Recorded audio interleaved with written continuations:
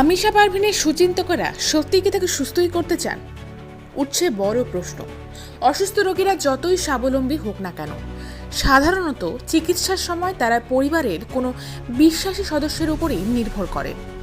তবে সেই বিশ্বাসী ব্যক্তিরা সবসময় রোগীর স্বার্থ রক্ষা করেন কিনা তা নিয়ে নতুন করে সন্দেহের সৃষ্টি হয়েছে।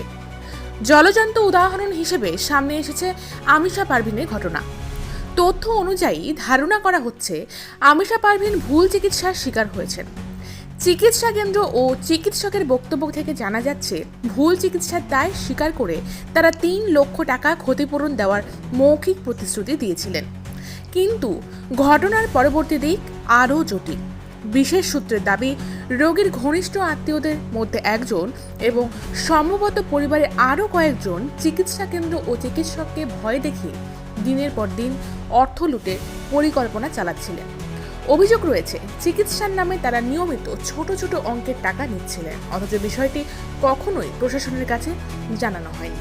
প্রশ্ন উঠছে, যদি সত্যি অভিযোগ থাকতো তবে প্রশাসনের কাছে অভিযোগ দায়ের করা হলো না কেন?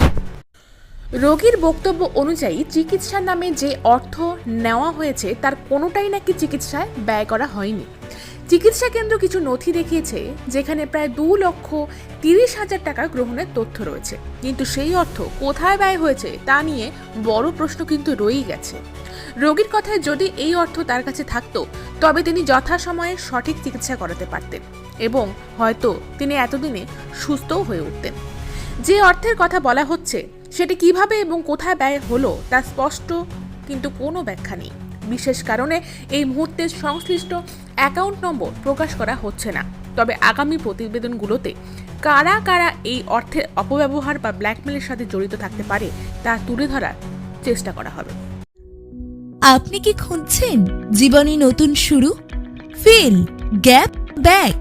যাই হোক, রবীন্দ্র মুক্ত বিদ্যালয়ে এখন দিচ্ছে আপনার ভবিষ্যৎ বদলে দেওয়ার সুযোগ।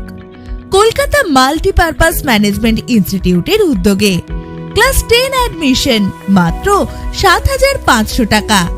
স্বপ্ন পূরণের পথে আর কোনো বাধা নেই। অষ্টম বা নবম পাস, মাধ্যমিক ফেল বা পরীক্ষায় বসতে না পারা সবাই ভর্তি হতে পারবেন। বয়সের সীমা নেই। ভর্তি থেকে পরীক্ষা পর্যন্ত 100% সাপোর্ট। অ্যাডমিশনের শেষ তারিখ 11 ডিসেম্বর 2025।